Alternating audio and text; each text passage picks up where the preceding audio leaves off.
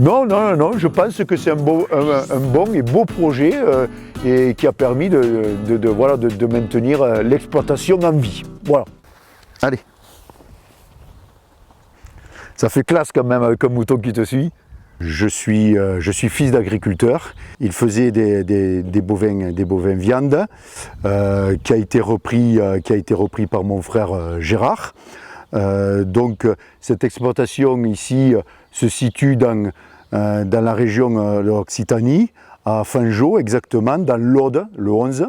Donc moi j'ai 48 ans, je viens de m'installer en 2022 sur une structure exactement de 44 hectares, sous un projet de panneaux photovoltaïques de 27 hectares, dont j'élève un troupeau d'ovins viande en label rouge de race rouge de l'Ouest. Je fais que du foin, je n'ai pas de céréales. Alors au tout début j'ai acheté 100 brebis et là actuellement je suis à 160 avec le renouvellement que je garde. Je vais acheter maintenant des agnelles rouge de l'Ouest de race pure pour un nombre total à la fin, allez, de 300 brebis plus 60 agnelles de renouvellement. Mon frère a eu des difficultés et des problèmes de santé, donc lui devait arrêter. Et moi, quelque part, bon, comme je suis issu du monde agricole, j'ai travaillé dans le monde agricole.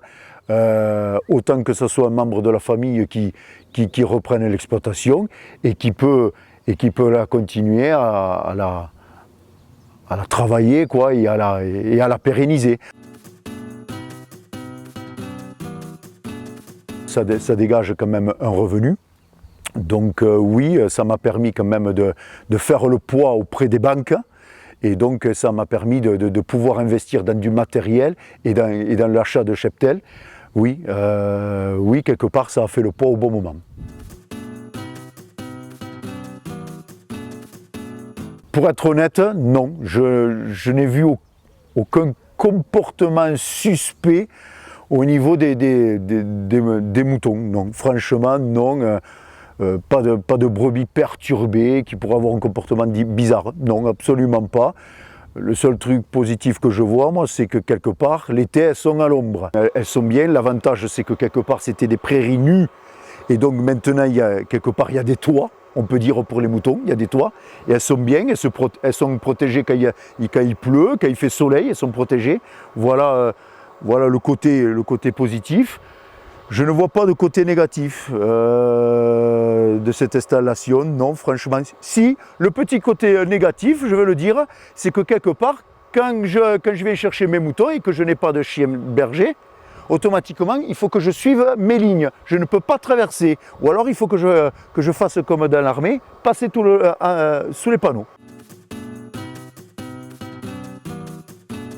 Bon, là, c'est normal, nous sommes au mois de mai, elle est verte. Voilà l'herbe. Et l'année dernière, toute cette partie-là, il y avait allez, grosso modo 2 mètres, c'était beaucoup plus vert que la partie entre les panneaux. Voilà. Là, c'était sec. Même on se demandait presque si à la limite, il ne fallait pas ressemer ou un truc comme ça, que là, c'était vert. Voilà. Voilà la différence.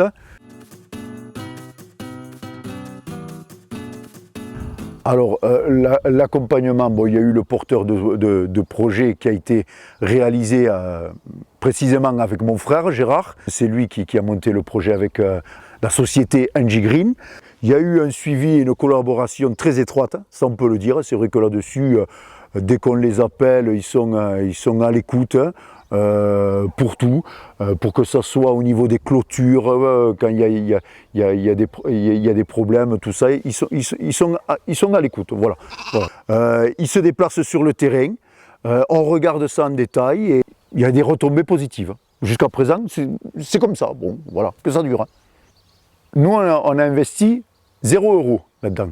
Nous, c'est pas nous, c'est totalement NG Green qui a investi dans le projet, que ce soit pour la pose des panneaux, pour le grillage et tout, c'est eux qui ont tout investi. Pour les plantations brise-vue et tout, c'est eux qui investissent totalement. Moi, je ne suis là qu'en bailleur, tout simplement.